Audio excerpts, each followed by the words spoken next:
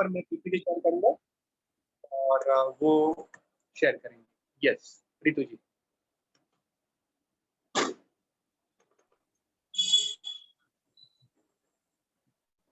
हाँ रितु जी, मेरी पीपीटी आपको दिखाई दे रही होगी, ठीक है ना?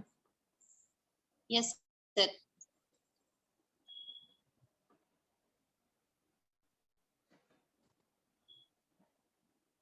हाँ जी। जय जिनेंद्र।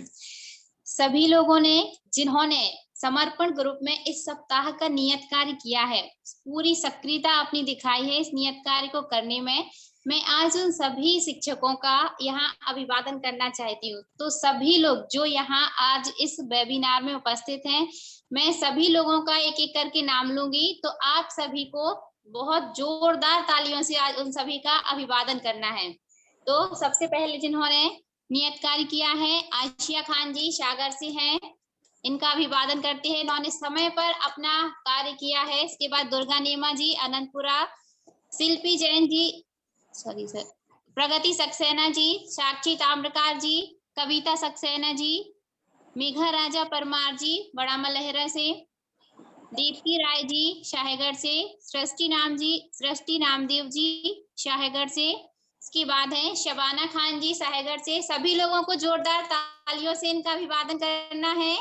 जया बरौलिया जी अनंतपुरा, दीप्ति पटेल जी शाहगढ़ से। आप सभी ने इस सप्ताह अपना नियत कार्य किया है, मैं आप सभी का बहुत बहुत अभिनंदन करती हूँ। धन्यवाद। Thank you so much Ritu ji.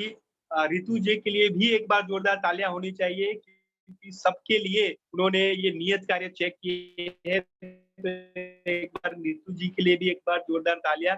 Thank you so much Ritu ji, बहुत अच्छे से आप सभी को अप्रिशिएट करते हो। हर रोज आपका मैसेज आता है कि ये इन्होंने नियत कार्य किए हैं। तो ये आप देखिए सभी लोग कि ये कार्य करने में भी समय लगता है, क्योंकि उनका भी टास्क है, उनका भी निष्ठा ग्रुप में कार्य है, अपना खुद का पर्सनल काम होता है, स्कूल का काम होता है, तो भी हमारा ये कार्य करते हैं।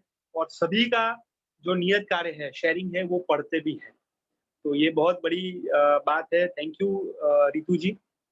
ओके, तो यहाँ पर हमारे साथ जो कमल सर भी है और रिस्पेक्टेड विजय सर भी है, तो उनका भी हम स्वागत करते हैं। Welcome sir.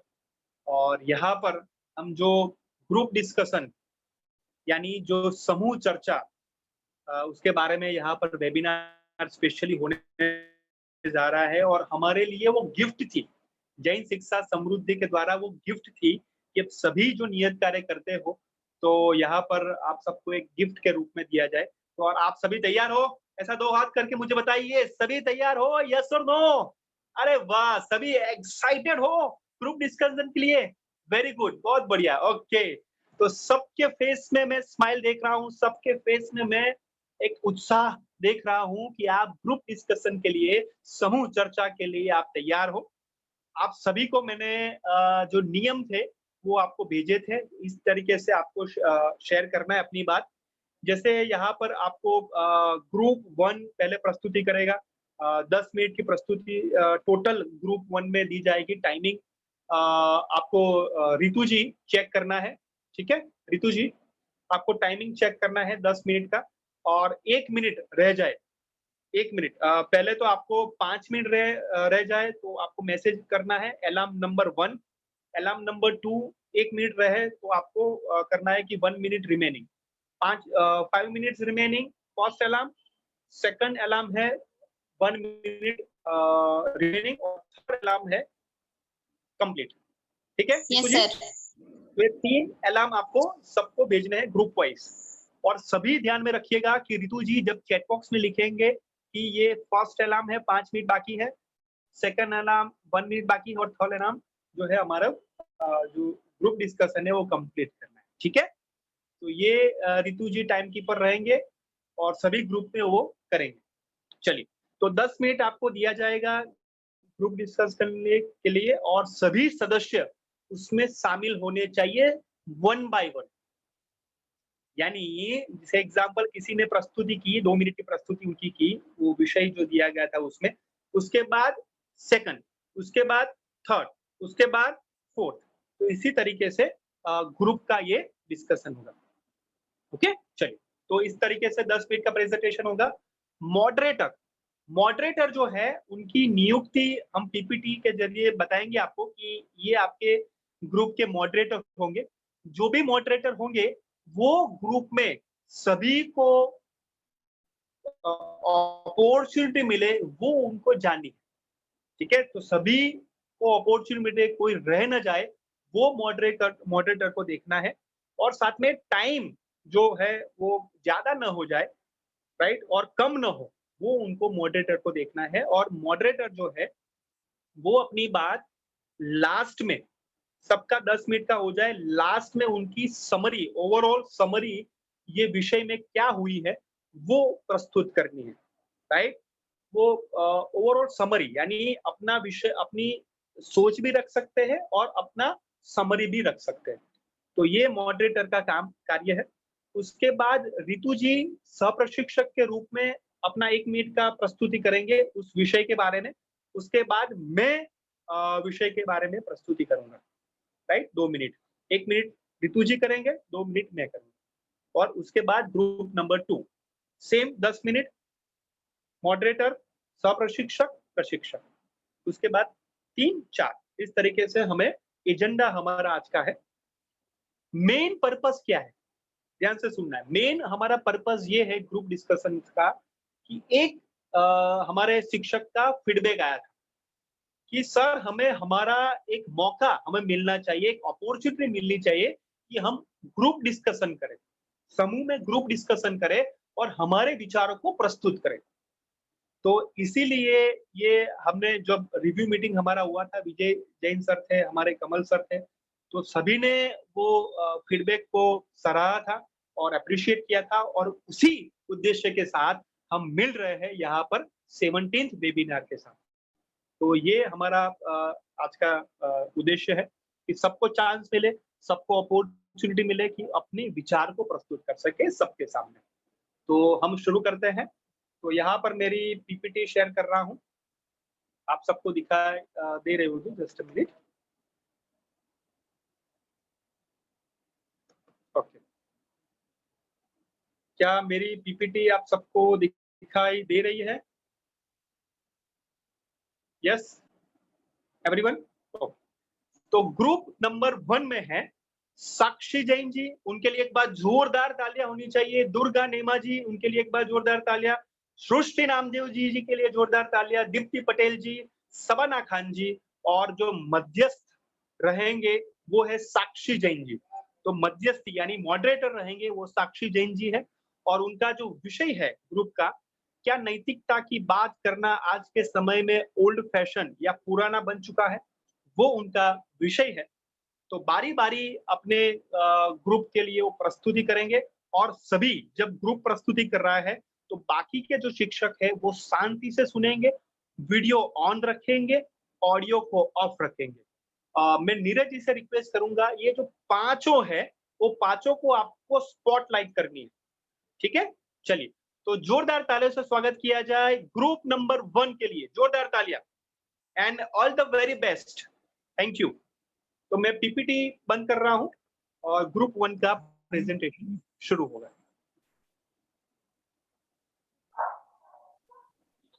सभी को नमस्ते। जैसा कि हमें बताया गया है कि आज हमें ग्रुप डिस्कशन करना है, जो मेरा टॉपिक है, क्या नैतिकता की बात करना आज के समय में ओल्ड फैशन बन चुका है। तो हम सब जानते हैं कि हमारे जीवन में नैतिकता का बहुत महत्व है, और नैतिकता का मतलब नैतिक शिक्षा से है, जो सभी को विद्यार्थी जीवन में ही दी जाती है। तो नैतिक शिक्षा का उद्देश्य होता है कि मानव को सही अर्थों में मानव बनाया जाए, उसमें आत्मनिर्भरता की भावना को उत्पन्न करें, देशवासियों का चरित्र निर्माण करें। लेकिन आज हम ये देख शिक्षा का ह्रास हो रहा है। तो मैं पूछना चाहूंगी दुर्गा मैम से कि मैम आप बताइए कि पुराने समय में नैतिक शिक्षा के बारे में बच्चों को कैसे बताया जाता था। दुर्गा मैम। यस, मुझे जो टॉपिक दिया था कि पुराने समय में बच्चों को कैसे नैतिक शिक्षा के बारे में बताया जाता था, तो उसमें मैंने देखा कि पहले जो विद्यालय हुआ करते थे, गुरुकुल हुआ करते थे बच्चों के, तो वहां पर बच्चों को योग की शिक्षा दी जाती थी, संस्कारों की शिक्षा दी जाती थी, उनके बुद्धि और ज्ञान को बढ़ाया जाता था। किंतु आज के युग में इंग्लिश मीडियम स्कूल ज्यादा यानी मायने रखने लगे हैं। सभी पेरेंट्स चाहते हैं कि मेरा बच्चा इंग्लिश मीडियम में पढ़े, तो यानी वहां पर इंग्लिश मीडियम यानी मुझे भी लगता है कि इंग्लिश मीडियम में इतना यानी संस्कारों का ज्ञान नहीं दिया जाता है जितना कि यानी पहले के स्कूलों में दिया जाता था। और पहले सभी यानी कोई भी ऐसे प्राइवेट स्कूल में ज्यादा बच्चे नहीं पढ़ते थे, और आजकल क्या है कि तकनीक की शिक्षा पर ज्यादा जोर दिया जा रहा है। जो तकनीकी शिक्षा रहती है उस पर ज्यादा जोर दिया जा रहा है, और जो संस्कारों का ज्ञान है वो बहुत बहुत बहुत सभी यानी इंग्लिश मीडियम स्कूलों में ज्यादातर संस्कारों का ज्ञान नहीं दिया जाता है। इसमें कहीं ना कहीं यानी कि बच्चे अकेली दोषी नहीं है, इसमें यानी उनके माता पिता भी दोषी हैं। आजकल के माता पिता की यानी इतनी ज्यादा व्यस्त लाइफ हो गई है कि वो अपने बच्चों को यानी संस्कारों का ज्ञान अच्छे से नहीं दे पाते हैं। वो भी इतने व्यस्त हो गए हैं आजकल। पहले क्या था, इतना यानी इतनी व्यस्तता नहीं थी लोगों के पास जितनी अभी यानी आज के युग में जो इतनी व्यस्तता बढ़ गई है। तो वो भी बच्चों को यानी अपना यानी ध्यान नहीं दे पाते हैं, तो वो अपने स्कूल पे ही ज्यादा डिपेंड रहते हैं पेरेंट्स। हाँ, बहुत अच्छा मैम आपने जो बताया।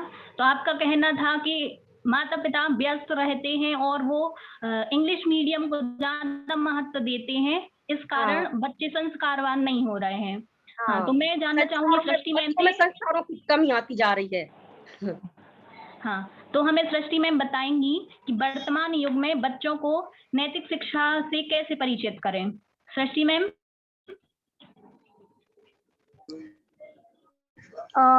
वर्तमान युग में बच्चों को नैतिक शिक्षा कैसे परिचित करें। तो वर्तमान समय में बच्चों के अंदर नैतिक शिक्षा की बहुत ज्यादा कमी आ गई है। कई बच्चों में तो संस्कार नाम मात्र भी नहीं रहता, ना उन्हें घर और ना विद्यालय में ध्यान दिया जाता।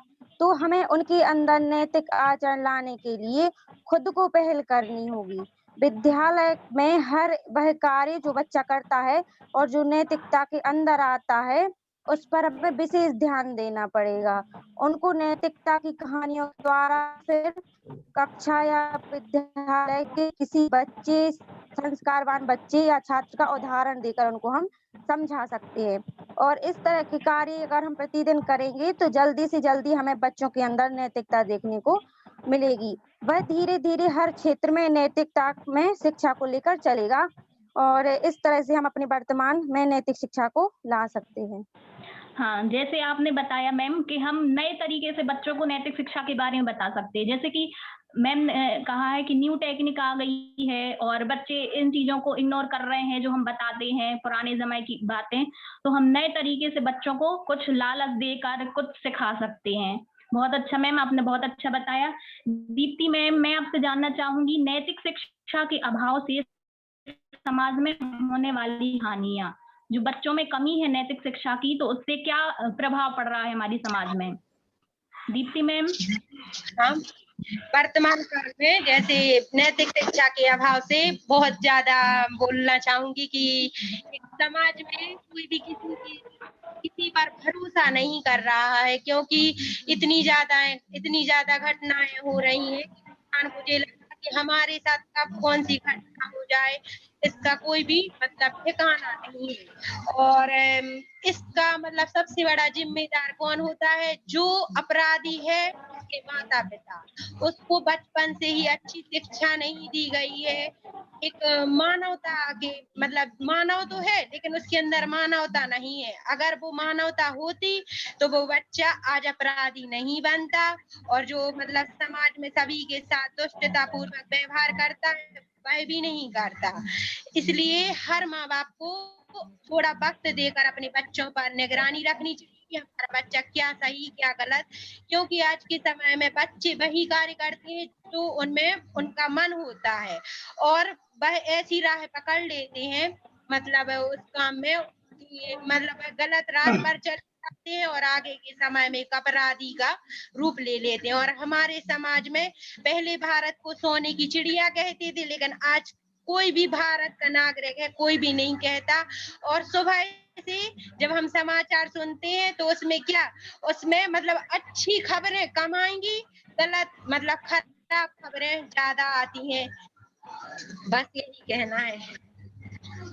बहुत अच्छा मैम, आपने जो बताया, जो मैंने अभी तक अनुभव किया है कि बच्चों को किस प्रकार से अगर हम चाहें अनुशासित करें तो हमें हमेशा 3 चीजें फॉलो करनी चाहिए। हमें समय समय पर उनको प्यार भी करना चाहिए, समय पर उनको डांटना भी चाहिए, और अगर वो कुछ ऐसा अपराध करते हैं या कुछ बड़ी गलती करते हैं तो हमें उनको दंड देना चाहिए।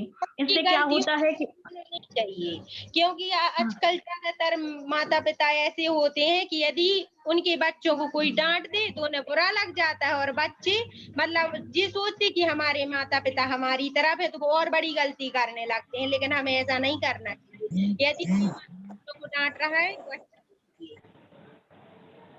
हाँ, तो बहुत अच्छा दीप्ति मैम आपने जो बताया। आई थिंक सबाना मैम इधर प्रेजेंट नहीं है, मैंने उनको चेक कर लिया है, अगर हो तो वो नहीं है, सबाना मैम नहीं है।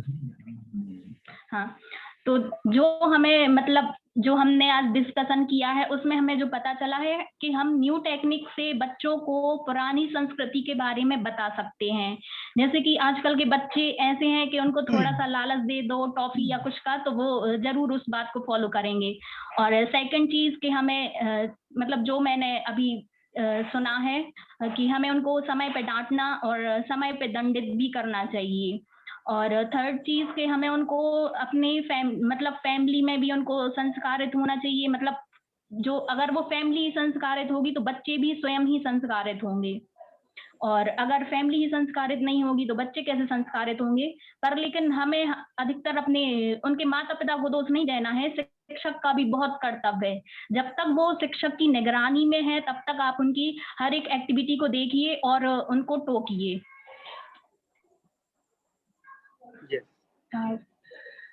और सर एक चीज और मैं बोलना सर अभी नहीं हुए हैं सर, एक चीज और है जो आजकल के मतलब माहौल में देखी जा रही है। अधिकतर बच्चे कब बिगड़ते हैं या फिर उनको फैमिली में बहुत फ्रीडम दे दिया जाए, उनके पेरेंट्स उनको गैर नहीं करें कि वो क्या कर रहे हैं, क्या पढ़ाई कर रहे हैं, कहाँ जा रहे हैं, कौन से उनके फ्रेंड हैं, या फिर उनको फैमिली में बहुत ज्यादा रिस्ट्रिक्शन दिए जाए कि हर कोई हर चीज पे नजर रख रहा है, तो बच्चे है ना ओवर माइंड चलाते हैं और ओवर करते हैं। अगर आप उनको बहुत रिस्ट्रिक्शन देंगे तब वो और ओवर करेंगे कि नहीं अब तो हमें ये करना ही है, और अगर आप उनको फ्रीडम देंगे तो वो बाकायदा ही वो बिगड़ेंगे ही।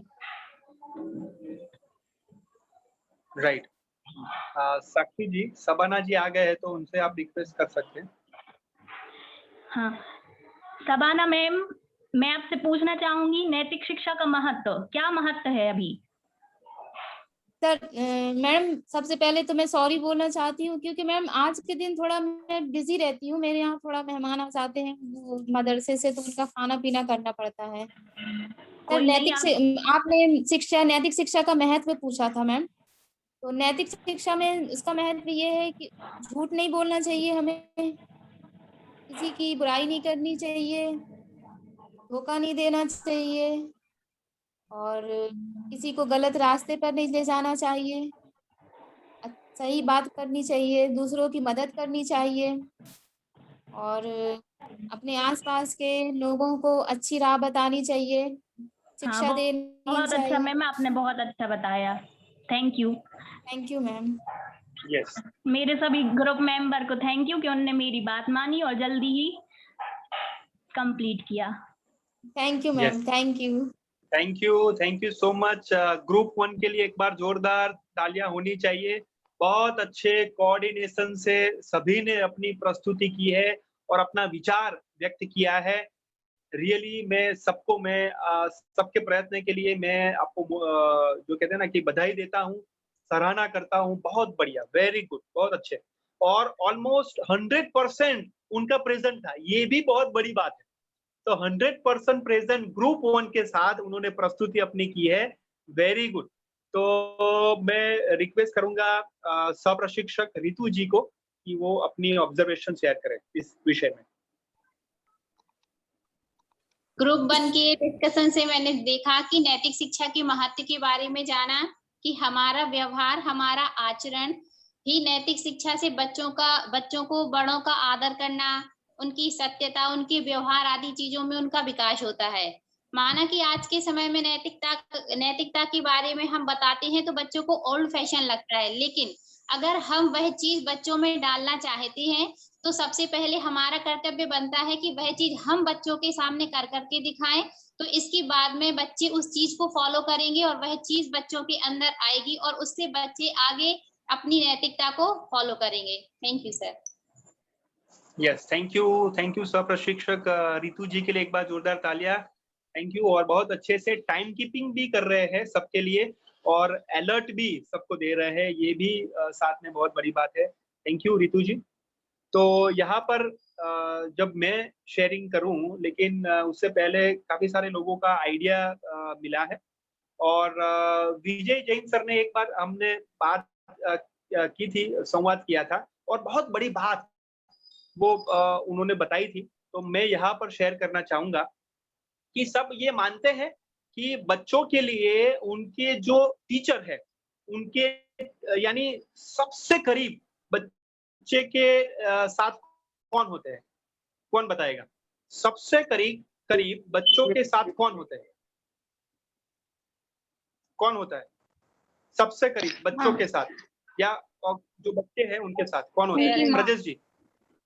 Yes, very good. Kavita ji ने कहा कि उनकी माँ।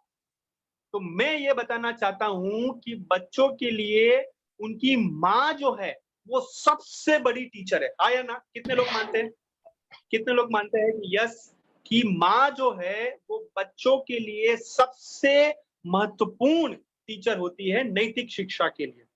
आप सभी मानते हो, राइट? क्योंकि सर बच्चे की बहुत पहली सारा पाठशाला, यस, पहली जो पाठशाला है सबाना जी ने, हाँ, तो माँ से ही वो सीखता है बच्चा, है ना? जो पहली पाठशाला सबाना जी ने कहा कि पहली पाठशाला है वो माँ ही है। तो मैं ये कहना चाहूंगा, ध्यान से सुनना आप सभी, जो आप प्रभावी शिक्षक की ओर हो, और विजय जैन सर ने बहुत जबरदस्त बात की है। यहाँ पे मैं कहना चाहूंगा कि माँ, आप कहते हो कि माँ पहली पाठशाला है, सबाना जी, साक्षी ताम्रकार जी, लेकिन माँ को भी किसी ने सिखाया ना, माँ को भी किसी शिक्षक ने सिखाया है कि ये हमें करना है, ये हमें करना है। यस और नो? तो मुझे ऐसा लगता है कि माँ से भी बेस्ट शिक्षक है उनके शिक्षक, यानी आप वो हो, यानी पहले जो प्रथम जो आते हैं ना, माँ से भी आगे, वो है शिक्षक, यानी आप हो, और आप नैतिक शिक्षा सबको देते हो। तो मुझे ऐसा लगता है कि ये नैतिक शिक्षा वो पुरानी नहीं है, वो तो सदियों से चली आती है और सदियों से चली आएगी। वो हमें अपना, जो कहते हैं ना कि मिरर, बच्चों के सामने अपना खुद का एग्जाम्पल, खुद का रोल मॉडल हमें क्रिएट करना है। और ये मुझे लगता है कि विषय में हमें जानना है कि माँ से भी आगे हम बच्चों के लिए टीचर है, क्योंकि माँ को भी सिखाते हैं शिक्षक और आप वो सिखाते हैं। तो ये मूल है, ये नैतिक शिक्षा हमारा संस्कार। क्या ये बात सही है जो मैं कह रहा हूँ? क्या ये बात सही है? क्या लगता है आपको? Very good, excellent. Thank you Vijay sir, ये आपने बात मुझे बताई थी तो मैंने यहाँ पर मैंने शेयर की। बहुत बढ़िया, वेरी गुड, ग्रेट। तो चलिए, ये ग्रुप 1 का बहुत अच्छा पार्टिसिपेशन रहा है नीरज जी। तो मुझे लगता है कि ग्रुप 2 का और भी बहुत अच्छे से पार्टिसिपेशन होगा और भी एक्टिवली सब पार्टिसिपेट करेंगे। सब रेडी हो? ग्रुप नंबर 2 ऐसा करके मुझे बताइए, ग्रुप नंबर 2 ऐसा करके मुझे बताइए जोर से। अरे वाह, वेरी गुड। तो ग्रुप 2 में यहाँ पर पीपीटी उनकी शेयर कर रहा हूँ और यहाँ पे उनका नाम मैं बोलूंगा और जोरदार तालियों से उनका स्वागत किया जाए। तो ग्रुप 2 में यहाँ पे आएंगे, यहाँ पे मैं प्रस्तुति कर रहा हूँ, जस्ट मिनट। यस, तो ग्रुप 2 में है आस्था जैन जी, जोरदार तालियां उनके लिए होनी चाहिए। रत्ना जैन जी है, आशिया खान जी है, प्रगति सक्सेना जी, रोशनी जैन जी, और मध्यस्थ रहेंगे आस्था जैन जी, और विषय है उनका क्या आज का एजुकेशन सिर्फ मार्क्स और करियर ओरिएंटेड हो गया है। ये आपका डिस्कशन है, तो मैं जोरदार तालियों से स्वागत करता हूं ग्रुप 2 के लिए। तो ग्रुप 2 नीरज जी सबको एक बार स्पॉटलाइट कर लीजिए, क्योंकि आज उनका समय है, 10 मिनट उनको दी जाती है, तो वो हाईलाइट होने जरूरी है। So group 2, all the best, great, go ahead.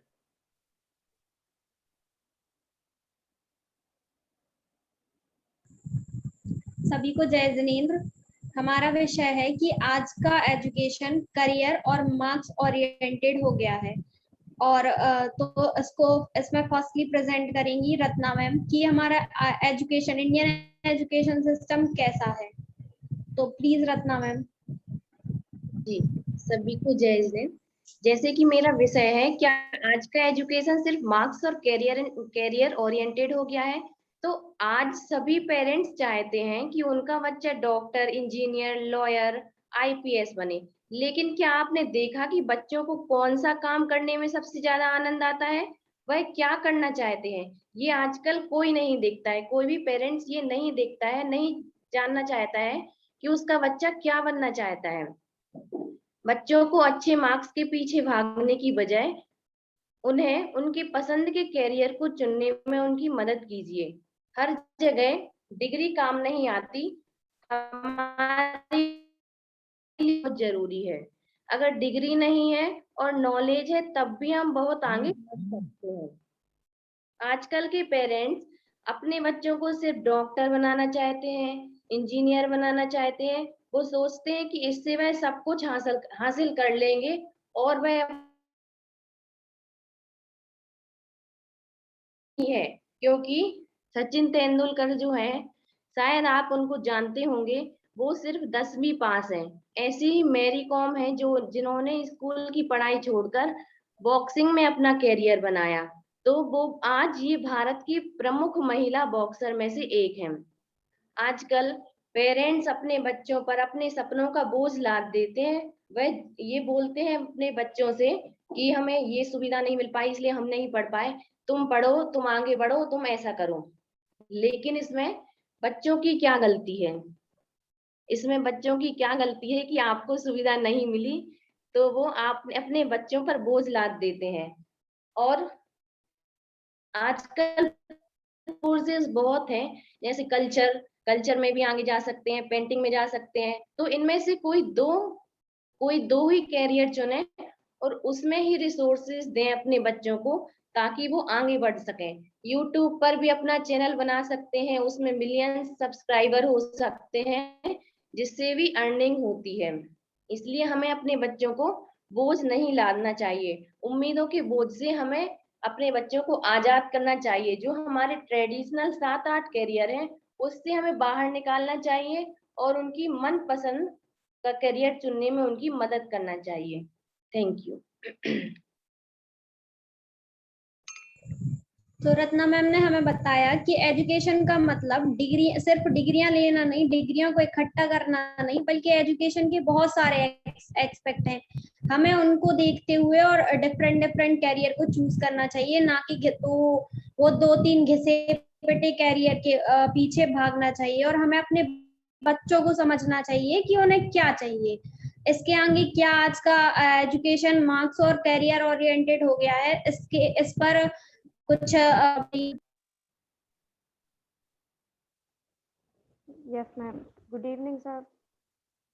Yes sir, मेरा टॉपिक है एजुकेशन सिस्टम मार्क्स ओरिएंटेड। तो सर मैं ये कहना चाहूँगी कि आजकल सिर्फ मार्क्स पर ध्यान दिया जाता है कि मतलब बच्चे के मार्क्स क्या हैं, उसके परसेंटेज क्या है। बल्कि सर ये एजुकेशन का मतलब ये नहीं होना चाहिए कि सिर्फ मार्क्स अच्छे आए।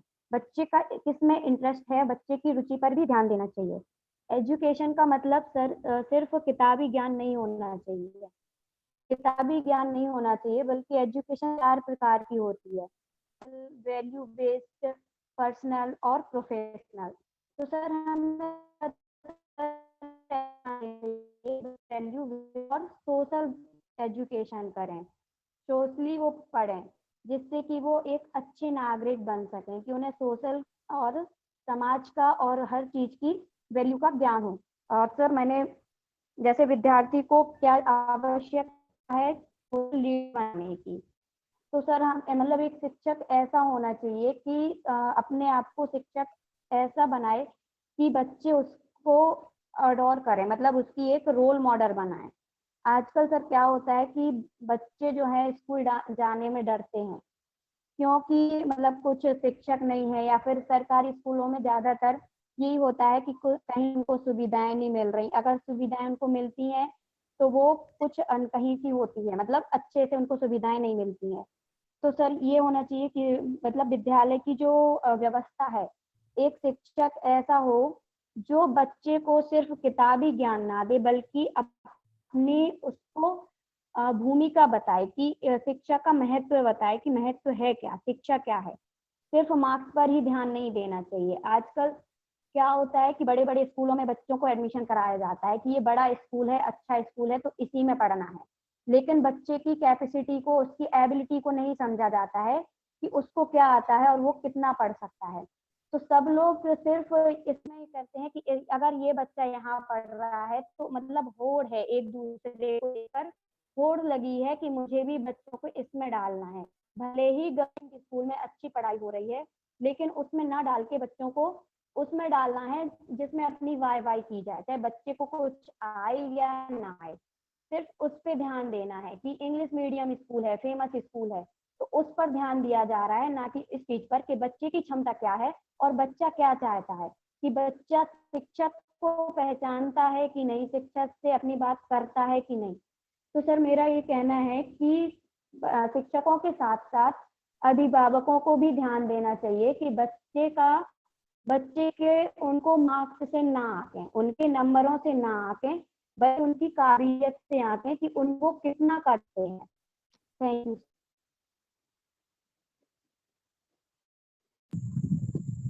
जैसे प्रगति मैम ने बताया कि education personal, professional, value based होती है, तो हमें स्कूल से प्रोफेशनल एजुकेशन तो मिलती है, पर हमें पर्सनल और नैतिक एजुकेशन नहीं दे पा रहे हैं आज के टीचर्स, या फिर ऐसा माहौल क्रिएट नहीं कर पा रहे हैं कि उनके लिए एक वो नैतिक शिक्षा या एक अच्छा नागरिक बनाने के लिए वो कुछ काम करते हो।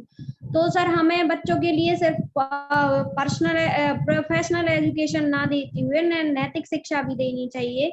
लेकिन स्कूल्स में नैतिक शिक्षा की बुक तो चलाई जाती है, पर उसका भी यूज किया जाता है उनको मार्क्स दिलाने के लिए कि इसको पढ़ो, इससे क्वेश्चन सॉल्व करो और उसके बाद इसमें से टेस्ट में अच्छे नंबर आने चाहिए और एग्जाम में अच्छे नंबर आने चाहिए। लेकिन वो नैतिक शिक्षा की बुक किस लिए है, क्यों है, इसका कोई मीनिंग नहीं है, ना उनको उसके बारे में बताया जा रहा है, ना उनके लिए उस स्टोरी का मोरल दिया जा रहा है कि वो नैतिक शिक्षा है क्या और नैतिक शिक्षा हमारी लाइफ में क्या मायने रखती है।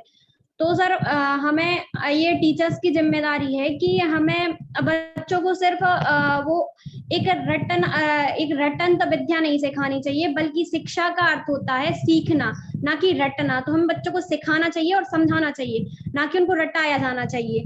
तो हम शिक्षक ही ऐसा कर सकते हैं कि उनको सिखाएं और समझाएं कि नैतिक शिक्षा क्या है। बच्चे जो हमारे आज के बच्चे हैं वो भविष्य का निर्माण करते हैं, लेकिन अगर उन्हें अच्छी नैतिक शिक्षा नहीं दी जाएगी तो वो भविष्य का निर्माण तो करेंगे लेकिन उसको आगे चला नहीं पाएंगे और हमारे एक ऐसा नागरिक बनेंगे जो हमारे देश के लिए बहुत घातक सिद्ध होगा।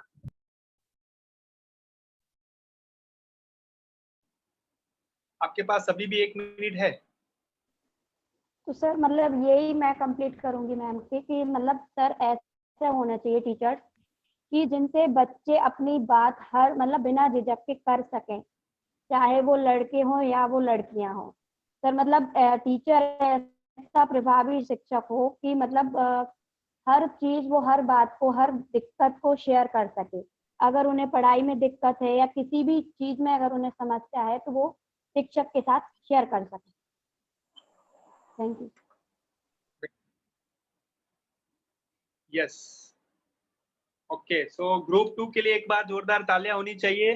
बहुत बढ़िया, please everyone clap for group 2। बहुत अच्छे से आप सबने अपनी जो प्रतिक्रिया है, अपना जो विचार है वो व्यक्त किया है और बहुत अच्छे से कोऑर्डिनेट किया है आस्था जी ने। सो आस्था जी, प्रगति जी और रत्ना जी के लिए एक बार जोरदार तालियां। Thank you. ग्रुप नंबर 2 बहुत अच्छे से शेयर किया है। सो प्रशिक्षक रितु जी को मैं रिक्वेस्ट करूंगा कि आप अपने ऑब्जर्वेशन ग्रुप 2 के लिए बताएं और अपना विचार व्यक्त करें। ग्रुप 2 की ऑब्जर्वेशन में मैंने देखा कि सभी लोगों ने आज के एजुकेशन के बारे में बताया कि सभी लोग सिर्फ मार्क्स के पीछे भागते हैं कि हमारे अच्छे नंबर आने चाहिए, और वह ये नहीं देखते हैं कि उससे हमारे बच्चे परेशान हो रहे हैं या उनके ऊपर कोई प्रेशर है, वो मेंटली भी परेशान होते हैं। तो मार्क्स के पीछे सिर्फ हमें भागना नहीं है, जबकि बच्चों को हमें समझाना है बच्चे क्या चाहते हैं, वह पेरेंट्स को भी समझना है। यह चीज हमें ग्रुप 2 के डिस्कशन से आज बहुत अच्छी लगी। बच्चों की योग्यताओं को समझना है और बच्चे जो चाहते हैं उस योग्यता में बच्चे को और ज्यादा आगे बढ़ाना है, और जिससे उसका करियर बन सके, ना कि हमें अपने तरीके से, हम चाहते हैं कि हमारा बच्चा इंजीनियर बने तो सिर्फ हमें उसी की पढ़ाई करवानी है, जबकि उसका मन नहीं है। जो बच्चा चाहता है हमें वह कार्य बच्चे से कराना है ताकि उससे वह आगे सफलता अर्जित करे। Thank you. Yes, very good प्रशिक्षक रितु जी, थैंक यू। बहुत अच्छे से समरी आपने किया और अपना विचार भी उसमें व्यक्त किया है। तो मैं अपना जो ऑब्जर्वेशन है शेयर करूं, सबने बहुत अच्छे से शेयर किया है, उसमें थोड़ा एड ऑन करना चाहूंगा, वैल्यू एडिशन करना चाहूंगा, लाइव एग्जांपल आपको बताना चाहूंगा कि ये जो जैन शिक्षा समृद्धि है, मैंने ऐसी कोई भी संस्था ऐसी मैंने देखी नहीं है कि जो इस तरीके से प्रभावी शिक्षक की, और जो हमारा ये शिक्षकों का जो समूह है, 200 से भी ज्यादा शिक्षक अभी 8 ग्रुप में, डिफरेंट ग्रुप में ये शिक्षा, जिसमें कैसे सीखा है वो नहीं क्लास में, लेकिन नैतिक शिक्षा किस तरीके से हम अच्छे मनुष्य बन सके, अच्छे आदमी बन सके, वो हमने प्राप्त कर रहे हैं जैन शिक्षा समृद्धि से। और मैं दूसरी बात बताना चाहता हूँ ये विषय के बारे में, ग्रुप 2 के विषय के बारे में, जो कहते हैं ना कि मार्क्स ओरिएंटेड हो चुके हैं, क्लास ओरिएंटेड हो चुके हैं, तो मैं कहना चाहूंगा न्यू एजुकेशन पॉलिसी में ये है कि जो बच्चों की जो रुचि है, बच्चों की जो हॉबी है, उसके ऊपर उनका करियर होना चाहिए। और आज मैं जैन शिक्षा समृद्धि को अप्रिशिएट करना चाहूंगा कि उन्होंने जो स्टेप लिया है कि शिक्षक की हॉबी क्लास शुरू करनी चाहिए। मुझे लगता है कि ये इंडिया में किसी ने जो शुरुआत की होगी तो ये जैन शिक्षा समृद्धि ने शुरुआत की होगी, तो उनके लिए एक बार जोरदार तालियां होनी चाहिए। और मैं ये कहना चाहूंगा कि जो न्यू एजुकेशन पॉलिसी में है हॉबी, रुचि, तो हम सभी आज हॉबी क्लास में है और हम पढ़ रहे हैं कि कैसे इफेक्टिव पब्लिक स्पीकिंग, कैसे डिबेट, कैसे ग्रुप डिस्कशन किया जाए, उसकी हॉबी हम डेवलप कर रहे हैं। दूसरा, जो ड्राइंग और पेंटिंग को कैसे हॉबी और करियर में करियर ओरिएंटेड हो, वो हम सीख रहे हैं। तीसरा, सिंगिंग जो है वो हम सीख रहे हैं। चौथा जो है हम सीख रहे हैं कि आर्ट एंड क्राफ्ट कैसे डेवलप हो। तो हमारा उद्देश्य हॉबी क्लास में वही है कि आप शिक्षक इतने तैयार हो जाए, इतने करियर ओरिएंटेड ये हॉबी में हो जाए कि अपना प्रोफेशन भी वो बना सकते हो और वो आप तैयार करके अपने बच्चों को भी सिखा सकते हो। और वही है रुचि के मुताबिक बच्चों को आगे ले जाना, और वही है न्यू एजुकेशन पॉलिसी। और हम सभी ये स्टेप शुरुआत कर चुके हैं ये प्लेटफॉर्म से। तो मुझे बहुत गर्व है कि मैं ये प्लेटफॉर्म का एक भाग, और हम सभी भाग हैं, तो ये हमें प्राउड होनी चाहिए। और ये विषय का मुझे लगता है ये मेरा ऑब्जर्वेशन है। सही बात है, सभी लोग सहमत है मेरी बात से, यस और नो? Yes, very good. और यही हमारे स्कूल में हमारे बच्चों के साथ करना है, ये हमारा कर्तव्य है और ये हमारी जिम्मेदारी है। तो ग्रुप 2 का प्रेजेंटेशन बहुत बढ़िया था। I really appreciate each and everyone. तो एक बार जोरदार ग्रुप 2 के लिए तालियां होनी चाहिए। और मुझे लगता है रितु जी कि ग्रुप 1 का प्रेजेंटेशन बहुत था, ग्रुप 2 का और बढ़िया था, यानी समकक्ष था, ऐसा नहीं है, सिमिलर सभी का था। ग्रुप 3 क्या रेडी हो आप? यस और नो, ऐसा थम्स अप करके मुझे बताइए। ग्रुप 3 क्या रेडी हो? ऐसा वाइब्रेट उत्साह होना चाहिए। Yes, very good. तो ग्रुप 3 का मैं यहाँ पर पीपीटी बताने जा रहा हूँ और सभी उनको अप्रिशिएट करें, ऐसी मैं आशा व्यक्त करता हूँ। तो ग्रुप 3 जो यहाँ पर है, तो उसमें है ग्रुप 3 में ब्रजेश अरिवार जी, उनके लिए एक बार जोरदार तालियां। ऑल द बेस्ट ब्रजेश जी। देवकी राय जी, साक्षी ताम्रकार जी, शिल्पी जैन जी, और मध्यस्थी रहेंगे ब्रजेश अरिवार जी। और विषय है विद्यार्थी के जीवन में शिक्षा के साथ मिलिट्री ट्रेनिंग 2 के लिए कंपलसरी होनी चाहिए, ये उनका विषय है। तो ग्रुप 3 के लिए ऑल द बेस्ट और go ahead. Thank you sir. जय जिनेन्द्र सर। जय जिनेन्द्र। हाँ सर, हमारे ग्रुप में अभी सर शिल्पी मैम नहीं है, यहाँ केवल देवकी क्या नाम साक्षी मैम जी हैं हमारे बीच में। देवकी मैम किसी कारणवश शायद मीटिंग अटेंड नहीं कर पा रही हैं। हमारा ग्रुप में जो सर ग्रुप डिस्कशन था वो था सर विद्यार्थी के जीवन में स्टडी के साथ मिलिट्री ट्रेनिंग 2 के लिए क्या कंपलसरी है या नहीं है। तो मैं सबसे पहले हमारे ग्रुप की मैम साक्षी मैम को मैं बुलाना चाहता हूँ यहाँ पे कि वो यहाँ पे आके बताएंगे कि मिलिट्री ट्रेनिंग स्टडी के साथ क्यों आवश्यक है और कहाँ कहाँ तक वो सार्थक है। तो मैम साक्षी मैम हमें बताएंगी। नमस्ते सर। जी मैम। सबसे पहले मैं बोलना चाहती हूँ कि मिलिट्री भारतीय थल सेना जो एक सशक्त सेना मानी जाती है। मतलब कि बच्चे अगर मिलिट्री की ट्रेनिंग लेंगे ना तो उससे बच्चे आत्मनिर्भर हो जाएंगे, स्वयं के पैरों पर खड़े हो जाएंगे। उन्हें दूसरों पर निर्भर नहीं रहना पड़ेगा, ना अपनी मम्मी पापा पे ना किसी पे कि हमारा कोई काम कर दे या हेल्प करे। तो सबसे पहले तो हमें बच्चों के लिए मिलिट्री की ट्रेनिंग इसलिए देना चाहिए कि वो मतलब शारीरिक और मानसिक रूप से निरोग रहेंगे। बच्चे अपने आप में आत्मनिर्भर भी रहेंगे अगर मिलिट्री की ट्रेनिंग लेंगे। और जैसे कभी बच्चों के साथ कुछ गलत हो रहा है तो उन्हें सही और गलत की समझ भी होगी कि हम क्या गलत हो रहा है क्या सही हो रहा है। और बच्चों में देश प्रेम के प्रति भावना भी आएगी मिलिट्री की ट्रेनिंग लेने से। और मिलिट्री की स्थापना 1 अप्रैल 1895 को हुई थी। भारतीय थल सेना की भूमि आधारित दल की शाखा है। यह भारतीय सशस्त्र बल का सबसे बड़ा अंग भी माना जाता है। Thank you sir. Thank you ma'am. हमारे यहाँ पे साक्षी मैम ने जो बताया है कि किस प्रकार से मिलिट्री ट्रेनिंग बच्चों के लिए आवश्यक है, साक्षी मैम ने जो बताया है उसके लिए मैं धन्यवाद बोलता हूँ मैम को।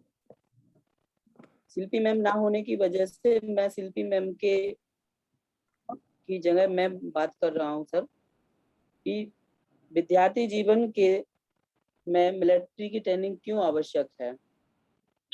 सर विद्यार्थी जीवन में मिलिट्री ट्रेनिंग कंपलसरी नहीं है, ऐसा हम बच्चों पे थोप नहीं सकते।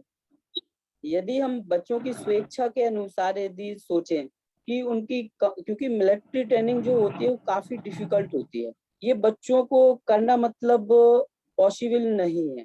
लेकिन हाँ, हम उन ट्रेनिंग को कैसे करते हैं, किस प्रकार से उनकी ट्रेनिंग होती है, उनकी ट्रेनिंग में क्या क्या बाधाएं होती हैं, क्या क्या बाधाएं आती हैं, इन सारी चीजों के बारे में हम बच्चों को स्टडी के साथ उन्हें यदि समय समय पर यदि विदित कराएं तो बच्चों को आगे चल के ये समझ में आएगा कि जो मिलिट्री की ट्रेनिंग होती है वो काफी ज्यादा हार्ड होती है। इसमें केवल वो ही बच्चे आगे आ पाएंगे जो व्यक्ति या जो बच्चे क्या करना चाहते हैं, अपने देश के लिए आगे बढ़ना चाहते हैं, अपने देश के लिए कुछ करना चाहते हैं। हमारे यहाँ सर मैं आपको बताना चाहता हूँ कि मध्य प्रदेश में एक रीवा नाम से स्कूल है जो सैनिक स्कूल है, जहाँ बच्चों को मिलिट्री ट्रेनिंग भी दी जाती है, साथ में स्टडी भी करते हैं। उस स्कूल में एक मेरा एग्जाम्पल भी है सर, मेरे द्वारा ही पढ़ाया गया छात्र भी सर यही बड़ा मलेरा से मिलिट्री ट्रेनिंग में सर अभी पढ़ रहा है, 2 वर्ष हुए हैं सर उसको निकले। मैं उस बच्चों के लिए काफी मतलब ऐसे कि उस हार्ड वर्क किया उसके साथ में उसको पहुंचाने के लिए। वहां पे जाने के लिए उस बच्चों को काफी फिजिकल ट्रेनिंग की भी आवश्यकता हुई। वहां पे सारी चीजों को देखा गया, उनके पेरेंट्स को भी देखा गया, सारी चीजें ली गई। और सर मैं यहाँ पे ये बताना चाहता हूँ कि हमारे भारत देश के अलावा इजराइल एक ऐसा देश है जहाँ पर मिलिट्री ट्रेनिंग बहुत ही अनिवार्य है। यदि किसी भी छात्र को कॉलेज में एडमिशन ले तो 2 साल की महिला को 3 साल की पुरुष को ट्रेनिंग दी जाती है, फिर उसके बाद जाकर ही उसे कॉलेज में एडमिशन या दाखिल मिलता है। यदि जो भी छात्र वो ट्रेनिंग नहीं लेता है तो उसको कॉलेज में एडमिशन नहीं मिलता है।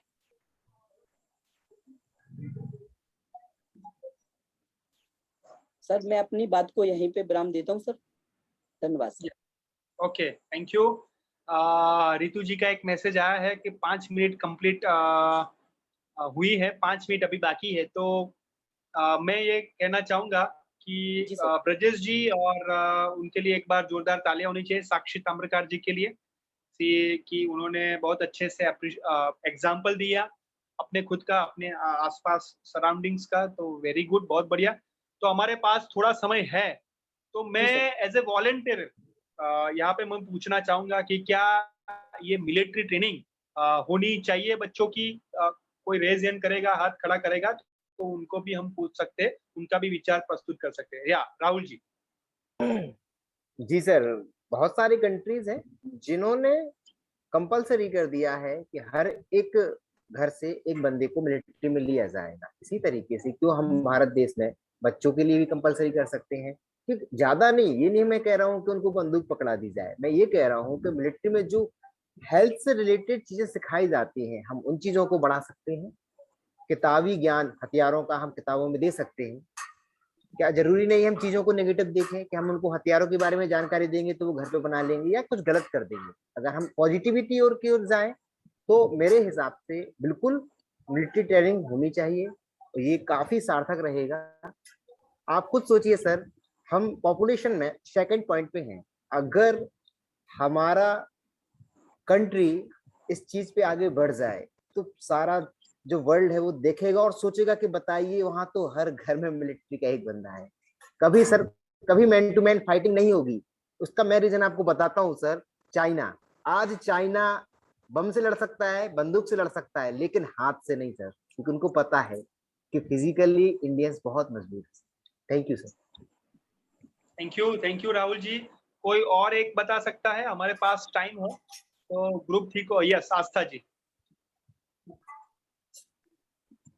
सर मिलिट्री ट्रेनिंग बच्चों के लिए दी जानी चाहिए, क्योंकि एक प्रोविजन है कि जब आपातकाल होता है, मींस अगर कभी होता है तो बिना किसी मतलब सोचे समझे सभी के लिए अगर जरूरत पड़ती है तो उनके लिए सीमा पर भेजा जा सकता है।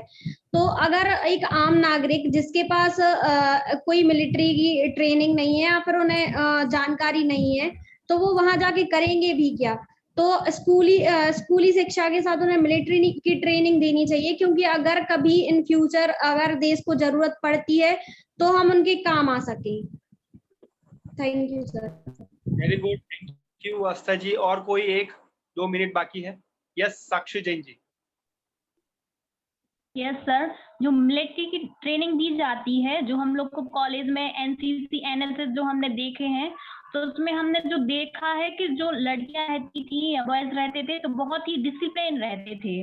जरूरी नहीं है कि आप फ्यूचर में मिलिट्री में जाएं, ज्वाइन हो, लेकिन जब भी आप ये लेते हैं, ट्रेनिंग लेते हैं, तो अपने जीवन में आप कुछ भी बनते हैं तो एक अनुशासित जीवन हो जाता है उनका। Very good, very good.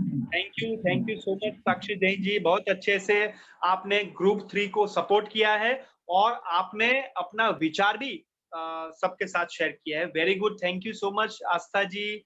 यहाँ पर साक्षी जैन जी है, राहुल जी है, ब्रजेश जी है और साक्षी ताम्रकार जी। बहुत बढ़िया, वेरी गुड, थैंक यू। यह सब प्रशिक्षक रितु जी अपना ऑब्जर्वेशन शेयर करें।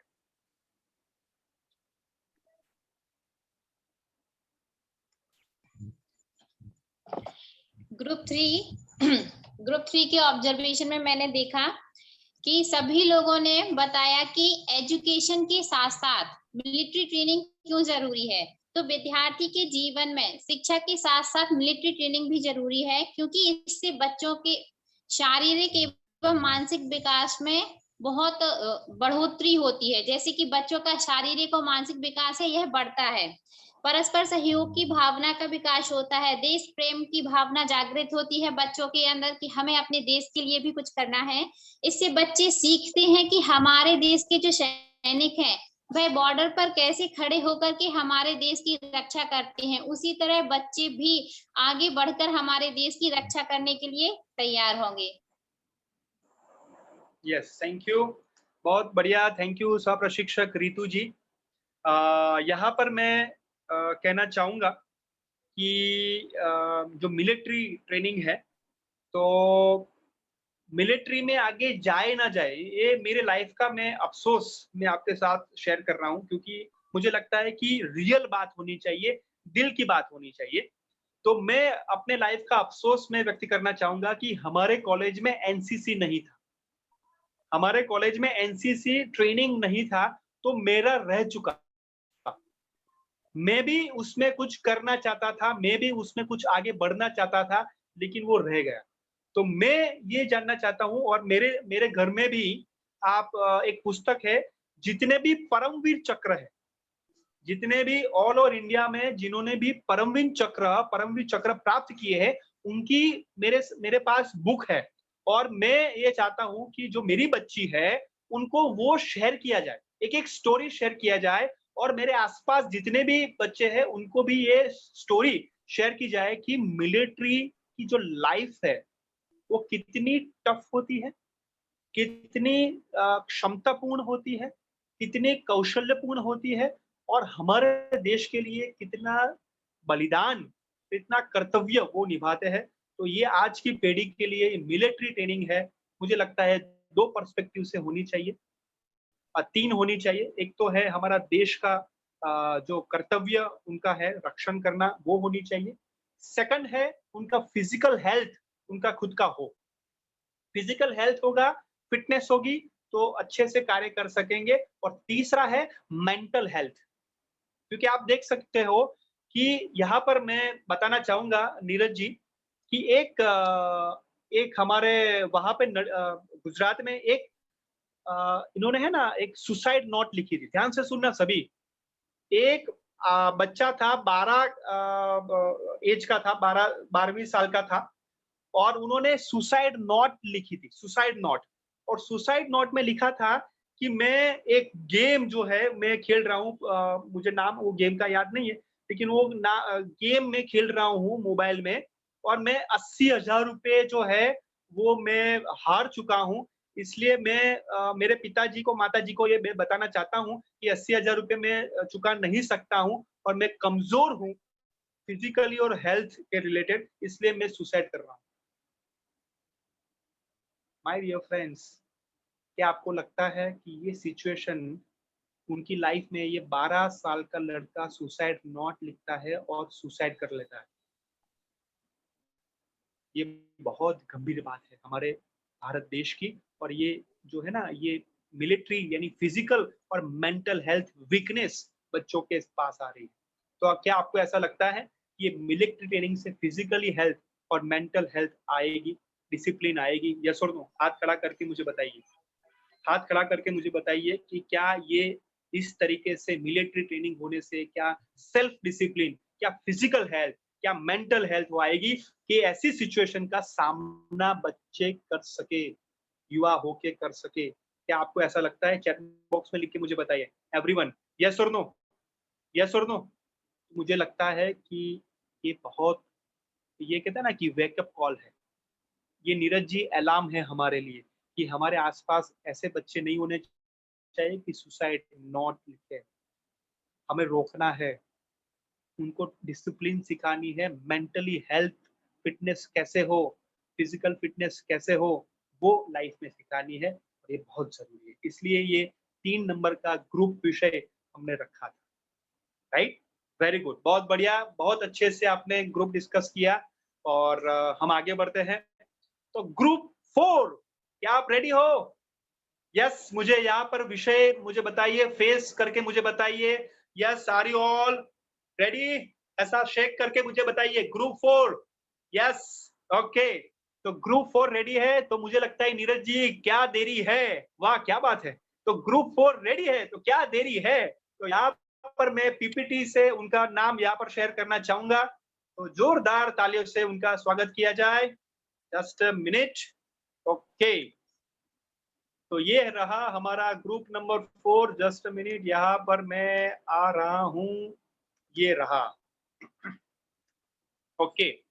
तो ग्रुप नंबर 4 है राहुल सेन जी के लिए एक बार जोरदार तालियां होनी चाहिए। मेघा राज परमार जी के लिए जोरदार तालियां। कविता सक्सेना जी, जया बारोलिया जी और सोनाली जैन जी के लिए एक बार जोरदार तालियां। और मध्यस्थी रहेंगे, मॉडरेटर रहेंगे राहुल सेन जी, और उनका विषय है सक्षम एवं प्रतिभावान छात्र और छात्रा को विदेशों की ओर आकर्षित होने के कारण एवं ब्रेन ड्रेन को कैसे रोका जाए, वो आपको चर्चा करनी है। तो group 4, all the very best, go ahead. जी सर, मेरा जो राहुल जी, एक बार राहुल जी सबको स्पॉटलाइट कर लेते हैं नीरज जी, और बाद में आप 5-7 सेकंड में शुरू करें।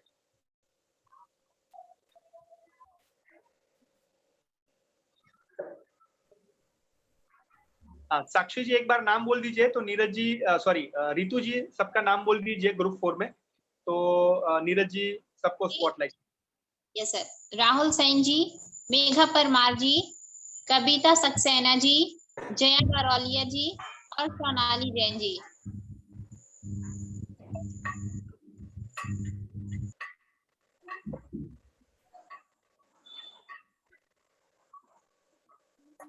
हाँ नीरज जी। जी जी हो गया, जया जी रहे। ओके,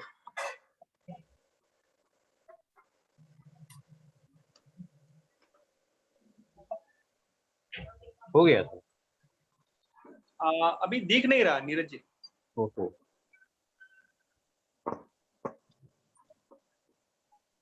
अभी मेरा फोटो दिख रहा है, क्योंकि उनका टाइम है, अपना टाइम कब आएगा, तो अपना टाइम आ गया ग्रुप 4 का। तो वो स्पॉटलाइट में होने जरूरी है। यस,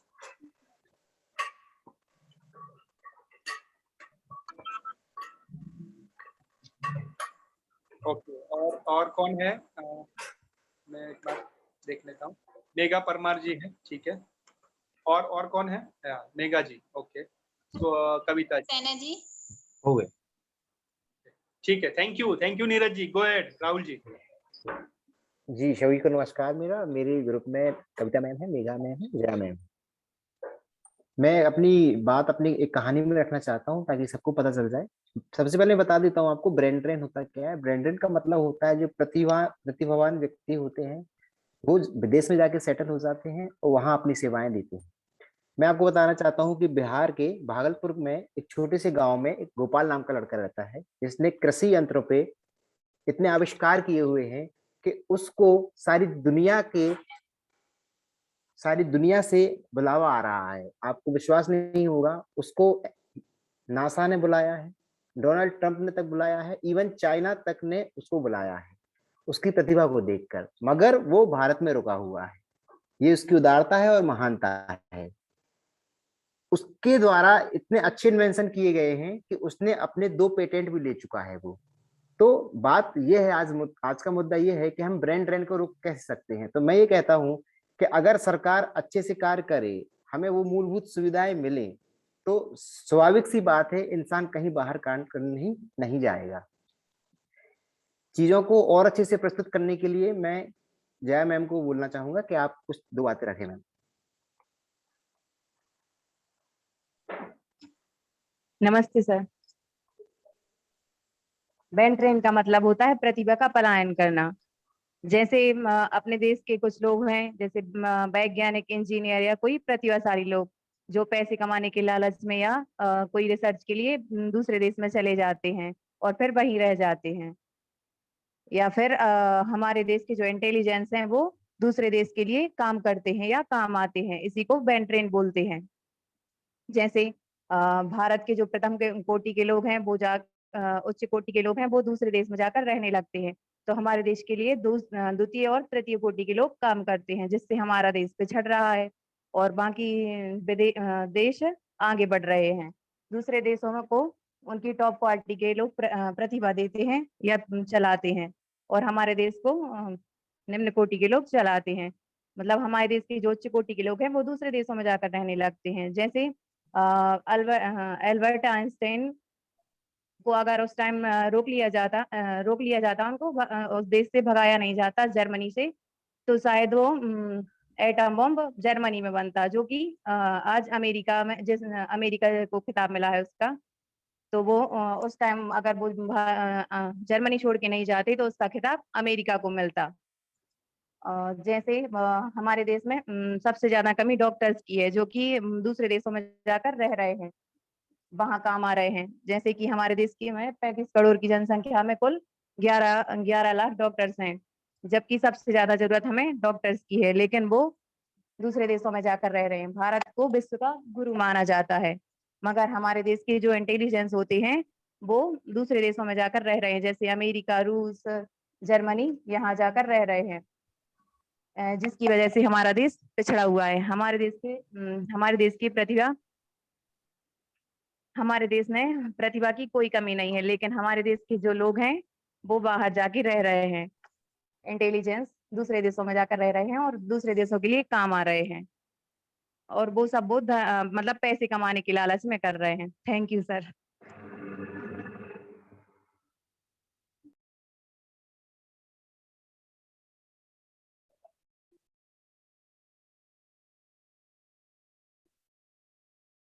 राहुल जी आप अनम्यूट कीजिएगा, म्यूट हैं आप। जी जी जी, कविता मैम, मैं आपसे चाहूंगा कि आप 2 बात रखें मैम इस टॉपिक से रिलेटेड। जी सर। जी सर। जी सर, नमस्ते सभी लोग। आज का हमारा टॉपिक है प्रतिभा पलायन। मतलब कि जो मतलब जो प्रतिभाशाली लोग होते हैं उनकी सोच तो सकारात्मक ही होती है, लेकिन हमारे देश में उनको अच्छे से डील नहीं किया जाता है। जो उनकी प्रतिभाएं होती हैं उनको हम लोग कई कारणों से पीछे रह जाते हैं। वो तो उन्हें लगता है कि शायद ये हमें विदेश में शायद इसका ज्यादा महत्व मिले, तो अपने देश को छोड़ के वहां चले जाते हैं। लेकिन अभी भी देखा जाए तो अभी लाइव में ही हम लोग देखते हैं कि सरकार जो प्रतिभाशाली लोग होते हैं, अभी वो क्या वो कांस्य पदक जो उनको मिला है, आज ही न्यूज में देखा था मैंने कि उनको सरकार ने पैसे भी दिए हैं, जॉब भी दी है। तो अगर ये सभी लोग सोचे कि हमारे देश में भी हमें ये सब मिल सकता है तो वहां नहीं जाएंगे। जो देशभक्त होंगे वो अपने देश में ही रहते हैं, लेकिन जिनके अंदर से पैसा कमाना जरूरी लगता है उन्हें वही बाहर जाने की सोचते हैं। गांव से लोग शहर की तरफ आते हैं, शहर से लोग और बड़े शहर की तरफ जाते हैं, और बड़े शहर से विदेश की सोचने लगते हैं। सिर्फ किसके लिए? सिर्फ पैसे के लिए, ना कि अपने देश को आगे बढ़ाने के लिए। तो हमें अपने देश को आगे बढ़ाने के लिए खुद ही कोशिश करनी पड़ेगी। समाज ही ऐसा है जो लोगों को आगे नहीं बढ़ने देता। जैसे कोई अपने समाज में जात पात भी बहुत लोग मानते हैं, कुछ इस वजह से पीछे रह जाते हैं। जो जैसे लड़कियां हैं तो अगर गांव में रहती हैं, अगर जीन्स पहन लिया तो उन्होंने कहा लड़कियों ने जीन्स पहन लिया, तो इससे भी सोच बहुत पीछे जाती है कि यहाँ तो हर चीज में कमेंट मिलता है। गांव से शहर जाएंगे, शहर से बड़े शहर, तो धीरे धीरे कमेंट बढ़ते जाते हैं। तो आदमी जगह को छोड़ छोड़ के भागता है कि यहाँ नहीं तो वहाँ, यहाँ नहीं तो वहाँ, कहीं ना कहीं तो हमें मिलेगा। तो यही सोच के जो प्रतिभाशाली लोग होते हैं वो विदेश की तरफ भागते हैं। तो मैंने कुछ पॉइंट लिखे थे तो मैं वो शेयर करना चाहती हूँ। जैसे एक शिक्षक होता है, जो छोटे बच्चे होते हैं तो उनको पढ़ाता है, तो उनसे ये कहता है कि अच्छे से पढ़ो तो विदेशों में जाके नौकरी करना। अधिकतर शिक्षक यही बोलते हैं मेरे ख्याल से। कभी शिक्षक ये नहीं बोलता हो कि बेटा अच्छे से पढ़ो और अपने देश में ही कुछ ऐसा करो जिससे तुम्हारा नाम हो। तो ये सब नहीं बोलते हैं शिक्षक। लेकिन आज हमें ये बच्चों को यही सिखाना है कि जो भी करो काम अपने देश के लिए करो, ना कि विदेशों के लिए करो। क्योंकि आज हमारे देश को ही जरूरत है इन चीजों की, ना कि विदेश को। विदेश तो पहले ही हम लोगों के बहुत डॉक्टर, इंजीनियर सबको लेके वैसे ही चला गया है। हम लोग अभी बचे हैं। तो जो 2nd क्लास और 3rd क्लास के लोग हैं वो भी इतनी कोशिश करें कि जो लोग चले गए हैं उनसे बराबरी करके हमारे देश को बहुत आगे बढ़ाएं। और हमारी सरकार को भी ये सोचना चाहिए कि जितना वो दे सकते हैं, जितना अफोर्ड कर सकते हैं, अच्छे से अच्छा सबको देने की कोशिश करें, जो क्योंकि समाज और सरकार ही अपने देश को आगे बढ़ा सकता है, वरना और कोई नहीं बढ़ा सकता। Thank you sir.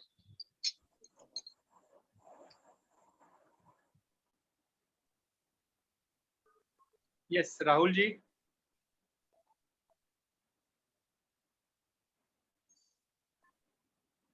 मुझे लगता है राहुल जी का नेटवर्क इशू लग रहा है। जी जी। ओके यस मेघा परमार जी, आप अपनी बात शेयर करें।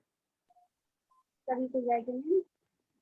आप जैसे आज का हमारा टॉपिक था ब्रांड ड्रेन का मुख्य कारण यह है, देश में शिक्षा के उचित संसाधन नहीं हमें मिल पाते हैं, तो लोग शहरों की ओर जाते हैं, मतलब विदेशों की ओर जाते हैं, क्योंकि वहां पे उन्हें उचित संसाधन मिलते हैं पढ़ाई के, उनकी इंटेलिजेंस को समझा जाता है, जो कि हमारे भारत में सरकार उन्हें नहीं दे पाती है। इस वजह से छात्र छात्राएं विदेशों की ओर आकर्षित हो रहे हैं, उन्हें वो साधन दिए जा रहे हैं जो अब उन्हें अपने देश भारत में नहीं मिलते हैं। सारी सुविधाएं मिल जाएगी तो उन्हें, अगर उन्हें यहीं पे सारी सुविधाएं मिल जाएगी तो उन्हें विदेश जाने की जरूरत क्या पड़ेगी। हमें ब्रांड ड्रेन को इस तरह से रोका जा सकता है, हमें सरकार के द्वारा अगर अच्छे संसाधन दिए जाएंगे तो हम विदेशों की ओर नहीं जाएंगे। ब्रांड ड्रेन का एक कारण यह भी हो सकता है कि विदेशों में शिक्षित युवाओं को उच्च जीवन स्तर एवं बेहतर अवसरों की प्राप्ति, अच्छी नौकरी के साथ अच्छी वेतन भी मिलती है। ये भी एक विदेशों की ओर आकर्षित होने का कारण हो सकता है कि वहां पे उनको अच्छी नौकरी और अच्छी वेतन भी मिलती है। भारत में अच्छे डॉक्टर, नर्सों, इन सब की कमी है। इसका मेन कारण यही है कि अपने जो भारत देश के अच्छे इंटेलिजेंट लोग हैं वो सारे कहाँ विदेशों की ओर आकर्षित हो रहे हैं, जिसके कारण हमारे देश में प्रगति नहीं कर रहा है और विदेश जो प्रगति कर रहे हैं।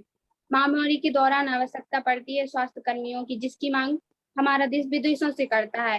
वो युग क्यों नहीं सोचता है कि जो चीजें हम विदेशों से ला रहे हैं वो चीजें हम अपने देश में बनाएं, और जिससे कि हमारे देश में बनेगी तो हमारे देश का विकास होगा, ना कि दूसरे देशों का विकास होगा। Thank you. Yes thank you. Yes यहाँ पर आ चुके हैं राहुल सेन जी। राहुल सेन जी, हाँ जी, अनम्यूट करें। सर आवाज आ रही मेरी? हाँ जी हाँ जी। हाँ मैं सुन नहीं पाया सर, मैं 2-3 बार कनेक्ट और डिस्कनेक्ट हो गया था। No problem. जया जी ने प्रस्तुत किया, कविता जी ने और मेघा जी ने, और आप एज ए मॉडरेटर आपका ऑब्जर्वेशन। हाँ तो कुछ बोलना है मुझे? अच्छा ऑब्जर्वेशन रह गया। हाँ मतलब आपके विषय में क्या है वो?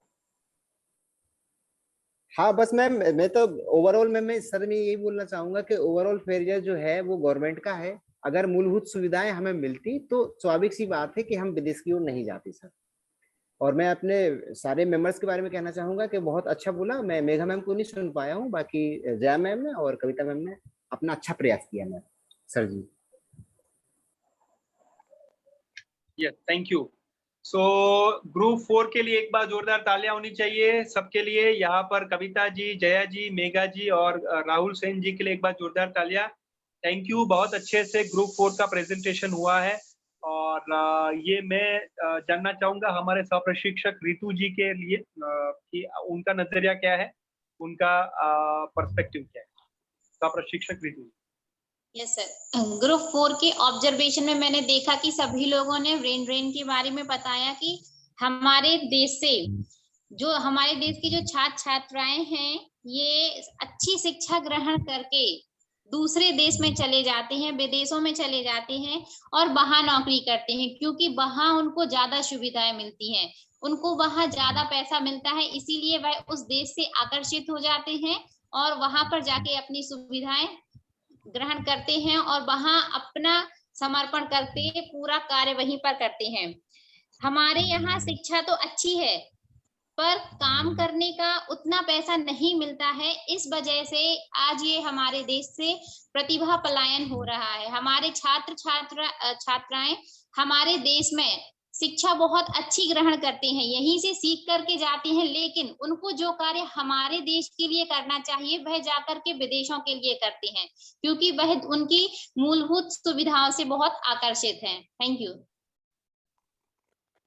थैंक यू सहप्रशिक्षक रितु जी के लिए एक बार जोरदार तालियां। Thank you for sharing.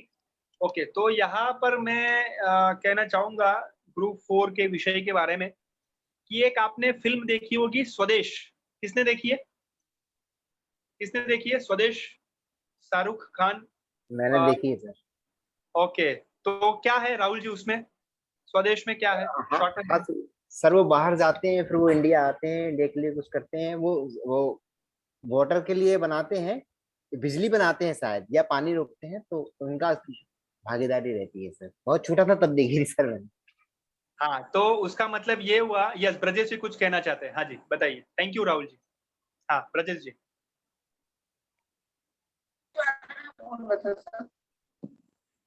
हाँ हाँ, देखिए आपने जो स्वदेश, हाँ सर स्वदेश मूवी देखी है, शाहरुख खान की मूवी है। ओके, और क्या है इसमें मैसेज, क्या है? अनम्यूट अनम्यूट करो ब्रजेश जी, अनम्यूट अनम्यूट, ऑडियो नहीं आ रहा।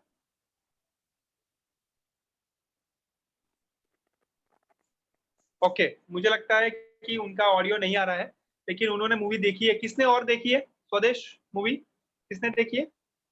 ओके, तो ये देखना प्लीज, स्वदेश मूवी देखना। नीरज जी आपने देखी है? नहीं ओके, तो ये मैं कहना चाहूंगा कि जो आज का हमारा जो विषय था, जो ग्रुप नंबर 4 का विषय था, कि प्रतिभा जो है वो पलायन हो जाती है विदेशों में, राइट? तो मैं ये कहना चाहूंगा कि स्वदेश मूवी आप देखना, कि जो हीरो है, राइट, जो कैरेक्टर मेन है, यूट्यूब पर नहीं है। यस साक्षी जी, यस सही बात है, क्योंकि सभी यूट्यूब में नहीं होता है, तो थोड़ा वो चेक करना पड़ेगा कि वो कहाँ पे है।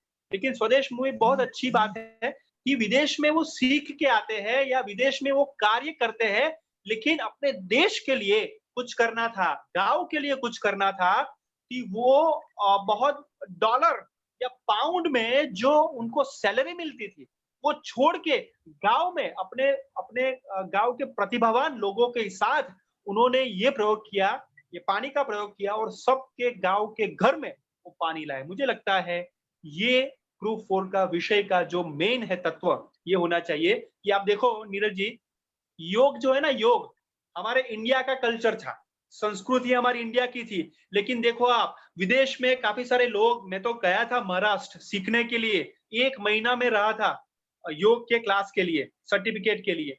तो काफी सारे मैं देख सकता हूँ कि इंडिया के कितने थे मालूम है? इंडिया के नीरज जी 3 लोग थे, एक गुजरात का मैं और 2 महाराष्ट्र के, लेकिन 20 लोग ऐसे थे कि ऑल ओवर वर्ल्ड से आए थे, चाइना से, जापान से, यूएसए थे, ऑस्ट्रेलिया से, कनाडा से, लेकिन कोई 3 से ज्यादा इंडिया के वो नहीं थे, महाराष्ट्र में ही था योग ट्रेनिंग। तो मैं ये कहना चाहूंगा कि योग जो है वो इंडिया का ही बेट है, लेकिन वो फॉरेन में हमारे इंडिया से ज्यादा वो उनको ये प्रतिभा उनकी हो सकती है। तो मुझे लगता है कि ये प्रतिभा पलायन ही है कि हम उनको मेंटेन नहीं कर सकते। मैं और दूसरा मैं कहना चाहूंगा कि जो एक अहमदाबाद में, कमल सर जानते होंगे, अहमदाबाद में एक आईआईएम है, Indian institute of management Ahmedabad, IIM है, उनके प्रोफेसर है डॉक्टर अनिल गुप्ता जी।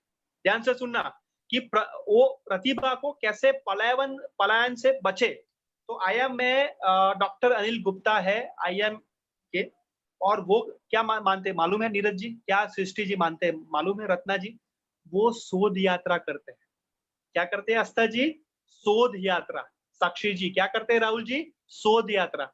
हर साल वो 2 शोध यात्रा करते हैं। शोध यात्रा यानी गांव में, इंडिया के गांव में जाते हैं 10 दिन 15 दिन, कि उनके जो फार्मर है गांव में उनका क्या रिसर्च है, क्या वो पद्धति अपने अपने अपने खेत में करते हैं। इतने जबरदस्त वो रिसर्च करते हैं, जैसे पैडमैन। तो पैडमैन क्या है? वो अपने इंडिया का एक प्रतिभा है जो फॉरेन में जा लेक्चर देते हैं।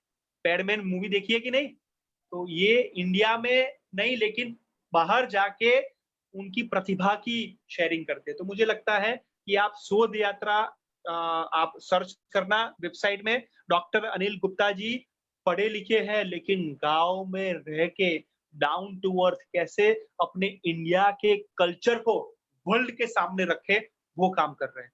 तो हमें ये काम करना है कि हमारे आसपास गांव में इतने सारे काफी सारे बच्चे होंगे, काफी सारे प्रतिभावान लोग होंगे, तो उनको आगे लाना है, उनको एक प्लेटफॉर्म देना है, और हमारे द्वारा ही हो सकता है। क्या हो सकता है कि नहीं? यस और नो? आया ना? वेरी गुड, ये हो सकता है और जरूर से हो सकता है। तो ये हमें प्रतिभा पलायन न हो जाए, विदेश में न चली जाए, ये हमें रखना है, ये जरूर का ध्यान रखना है। और मैं नीरज जी, किसी ने पूछा कि ये ट्रेनिंग के लिए सर आप विदेश में जाओ ना, फॉरेन में जाओ, बहुत कमाओगे। तो मैंने कहा कि सर मैं इंडिया मेरी जन्मभूमि है और इंडिया मेरी कर्मभूमि होगी। मैं विजिट के लिए जाऊंगा, लेकिन जन्मभूमि और कर्मभूमि यही होगी, और यही मैं अपनी प्रतिभा को, कौशल को मैं शेयर करूंगा और सबको साथ में लेके आगे चलूंगा। तो ये होनी चाहिए कि सेटल होना है, यहाँ पे होना है और सबको सेटल करना है। तो प्रतिभा यहाँ पर ही है, संपन्न यही। ग्रेट। तो चलिए, बहुत अच्छी शेयरिंग हुई है। तो मैं यहाँ पर 3-4 लोगों की शेयरिंग लेना चाहूंगा कि कैसे आपने ग्रुप डिस्कशन की तैयारी की थी, कैसा लगा आपको ग्रुप डिस्कशन, कैसा ये सत्र आपको लगा। तो 2-3 लोग जरूर से शेयर करें अपनी बात। तो रेज हैंड करके मुझे बताइए कौन शेयर करना चाहेगा कि कैसे आपने ग्रुप डिस्कशन अपने ग्रुप में किया, कैसे आपने तैयारी की, और जब प्रस्तुत किया तो आपको कैसा लगा, ये सत्र कैसा लगा। यस, आप मुझे बताइए, रेज हैंड करके मुझे बता सकते हैं एनीवन। 2-3 लोगों की शेयरिंग लेंगे हम, उसके बाद फीडबैक तो है। एनीवन, कोई शेयर करेगा? Yes my dear friends, I am waiting for your response. कैसा लगा ये सत्र आपको, और कैसे आपने तैयारी की थी, किसी को फोन लगाया था, कैसे आपने सबको जोड़ा था? यस, ये मैं जानना चाहता हूँ। हाँ, साक्षी जैन जी बताइए। यस सर, हमने एक ग्रुप बनाया था, पर्सनल ग्रुप बनाया था अपना। हमारे 5 मेंबर थे ग्रुप फर्स्ट में, तो हमने 5 लोगों का एक ग्रुप बनाया था। मतलब मैंने नहीं, सृष्टि मैम ने बनाया था। और फिर जब हमें रितु मैम ने बताया कि आप मॉनिटर हो, तो हमने सबको, मतलब हमने कॉल भी किया था, और दुर्गा मैम का हमें खुद से कॉल आया था कि मैम क्या करना है, तो हमने उनको बताया था। और सब हमने, मतलब जो भी हमें ऐसा लगा कि कैसा बोलना चाहिए, तो हमने कुछ टॉपिक कर लिए थे कि हम इसको डिवाइड कर लेते हैं और ये चीज ये लोग बोलेंगे। Very good, very good. तो ये आपने जो प्लानिंग किया था वैसे ही बोले? हाँ सर, सबने बहुत अच्छा बोला था। वेरी गुड, बहुत बढ़िया। साक्षी जी के लिए और उनकी टीम के लिए एक बार जोरदार तालियां होनी चाहिए कि देखो कि ग्रुप डिस्कशन का हमारा उद्देश्य यही था कि आप एक दूसरे के साथ मिलकर एक प्रोजेक्ट करें, और ये प्रोजेक्ट था ग्रुप डिस्कशन।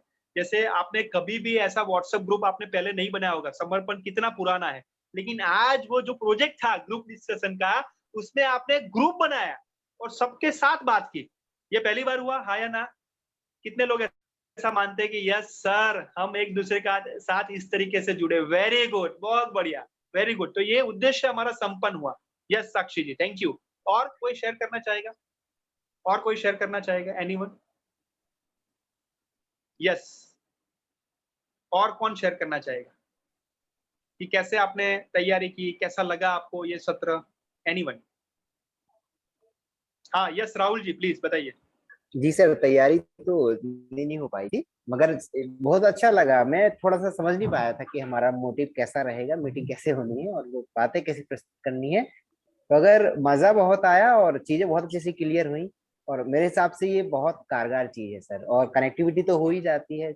हम अपने एक ग्रुप बनाए हुए थे, तो एक हमको प्लानिंग कैसे करनी है, बहुत अच्छा लगता है सच में। Very good. तो ये सत्र आपको लगता है कि सार्थक हुआ है? यस सर, बहुत अच्छी से। ग्रेट। यस, किसको ऐसा लगता है कि ये सत्र सार्थक हुआ है? ये सत्र जो है हमें बहुत अच्छे विचार सबके शेयर या सुनने को मिले हैं। किसको ऐसा लगता है? चैट बॉक्स में लिख के मुझे बता सकते हैं कि ये सत्र के बारे में कोई एक शब्द आपको कहना है। अच्छा नहीं, क्या कोई एक शब्द आपको कहना है ये सत्र के बारे में, तो क्या आप कहना चाहोगे? चैट बॉक्स में लिख के मुझे बताइए। Yes, anyone? और अनम्यूट करके शेयर भी कर सकते कोई एक।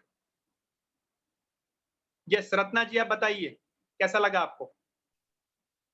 Ratna Jain ji. Yes sir. Sir ये सत्र हाँ, सभी लिख रहे हैं। हाँ जी, बताइए।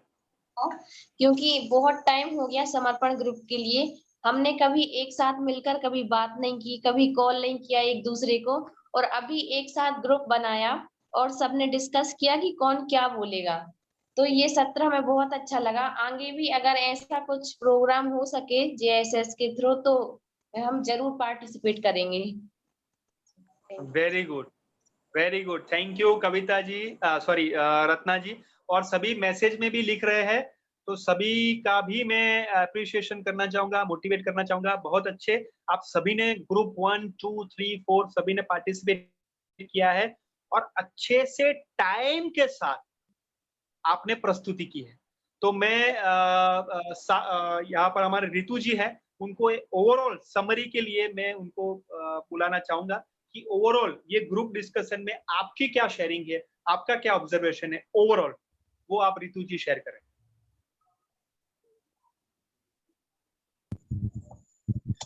सर आज का ग्रुप डिस्कशन का यह कार्यक्रम मुझे बहुत अच्छा लगा, सभी, क्योंकि इससे मुझे सभी को सुनने का मौका मिला कि किसको किस टॉपिक पर और क्या बोलना है। यह सभी लोगों ने एक दूसरे के साथ मिलकर के एक टीम में काम कर करके अपना कार्य यहाँ पर दिखाया है, जिससे सभी लोगों के बीच में परस्पर सहयोग की भावना तो आज पैदा हुई है और सभी का बढ़ता हुआ उत्साह और सभी का बढ़ता हुआ आत्मविश्वास आज मुझे देखने को मिला। और सब लोग इतने एक्साइटेड थे कि कई लोगों के तो मेरे पास पर्सनल मैसेजेस भी आए हैं, मुझे भी कॉल करने का मौका मिला, मुझे भी लोगों के साथ में अलग अलग तरीके से बात करने का मौका मिला है।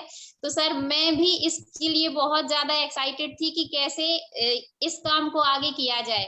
माना कि मेरे घर में यहाँ सिचुएशन ठीक नहीं है सर, जैसा कि आप मानते हैं, लेकिन फिर भी मैं आज बहुत एक्साइटेड थी कि आज की मीटिंग कैसी भी कंडीशन में मुझसे अटेंड हो जाए, क्योंकि मुझे आज सुनना है कि इस ग्रुप डिस्कशन में सभी टीचर्स कैसे अपने आप को प्रेजेंट करने वाले हैं। Thank you sir.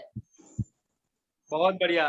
Ritu ji के लिए बहुत जोरदार तालियों से क्लैप होनी चाहिए, क्योंकि उनकी सिचुएशन मुझे पता है कि उनके जो वहाँ पे घर पे उनके सदस्य है वो नादुरुस्त है, उनकी हेल्थ नहीं अच्छी, लेकिन तो भी मैंने उनको रिक्वेस्ट किया था जस्ट कि आप कर सकोगे, नहीं करोगे तो मैं कर लूंगा, लेकिन उन्होंने कहा नहीं सर मैं करूंगी, डेफिनेटली करूंगी, और बहुत अच्छे से उन्होंने किया है। Really I appreciate your dedication, आपका कमिटमेंट बहुत बढ़िया है। और मैं कहना चाहूंगा सबको कि सबको कोऑर्डिनेट करके, सबको मोटिवेट करके, ये पीपीटी भी उन्होंने ही बनाई है, नियत कार्य भी उन्होंने ही शेयर किया है। सो रितु जी मैं बहुत प्राउड फील करता हूँ कि आप समर्पण के सह प्रशिक्षक हो और आपके साथ मुझे काम करने का मौका मिल रहा है। तो रितु जी के लिए एक बार जोरदार तालियां। बहुत बढ़िया, I really proud of you and really appreciate you and keep it up. बहुत बढ़िया, ग्रेट। चलिए, तो यहाँ पर मैं साक्षी जैन जी को रिक्वेस्ट करूंगा कि आप मंगलाचरण करवाए और हमारी जो सभा है वो आप मंगलाचरण से। हाँ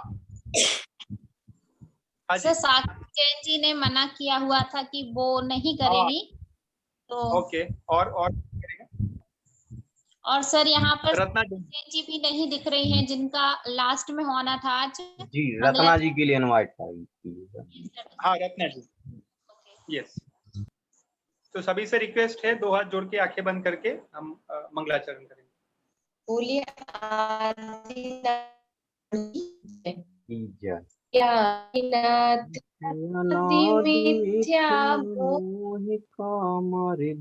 किया आनंदी मैं ध्रुव भगवान का दर्शन किया, निज आत्मा को निकट निज आत्मा अपना लिया, निज आत्मा में लीन हो निज आत्मा को पा लिया। बोलिए महावीर भगवान की जय। सभी को जय। Thank you so much Ratna ji, thank you Neeraj ji, बहुत अच्छे से आपने भी सपोर्ट किया और सबको स्पॉटलाइट किया। और सबकी बारी बारी में सबको वो हाईलाइट किया है, ये भी बहुत बड़ी बात है। नीरज जी के लिए भी एक बार जोरदार तालियां होनी चाहिए। Thank you Neeraj ji for your support. और 9 बज गए परफेक्टली और नीरज जी को फ्लोर देता हूँ। Thank you so much. जी जी जी बिल्कुल, बहुत बहुत धन्यवाद भविक सर, ऋतुमेश और हमारे सभी शिक्षक प्रशिक्षणार्थी। जैसा कि आपके 16 ट्रेनिंग का सत्र समाप्त हो चुका है और इस 17वां सीजन आप सभी की यूं कहें कि आप सभी के जो रेफरेंस दिया था या आप सभी ने जो विचार दिया था, सुझाव दिया था, एक डिबेट का कार्यक्रम होना चाहिए। तो आज डिबेट का कार्यक्रम होगा। बहुत ही शानदार तरीके से आप लोगों ने अपने विचार रखे और हमें लगता है कि जैन शिक्षा समृद्धि के 16 प्रशिक्षण जिसने पूरे कंटिन्यू लिए हैं, उसे जीवन में अपने उद्देश्य की प्राप्ति के लिए अपनी प्रतिभाओं को निखारने में या कोई भी नकारात्मक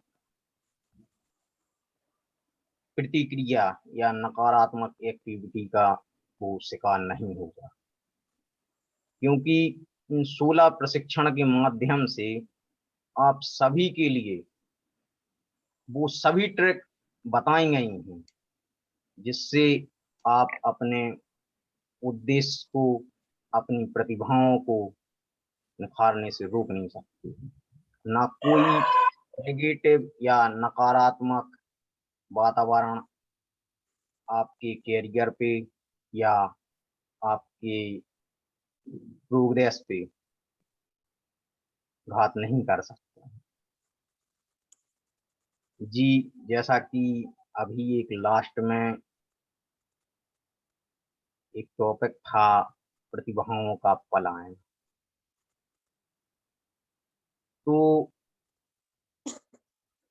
प्रतिभाओं का पलायन इसलिए होता है, जहां तक हमारा अपना व्यक्तिगत विचार है, कि समय रहते उन्हें या उस प्रतिभाओं को निखारने का अवसर नहीं मिलता है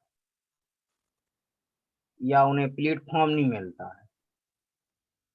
और जब एकदम से सामने वाले को लगता है कि हाँ हमें एक क्वालिटी है, तो उसे कोई चारा नहीं दिखता है कि अब हम क्या करें, यहाँ आसपास हमें कुछ दिख ही नहीं रहा, तो विदेश भाग जाता है।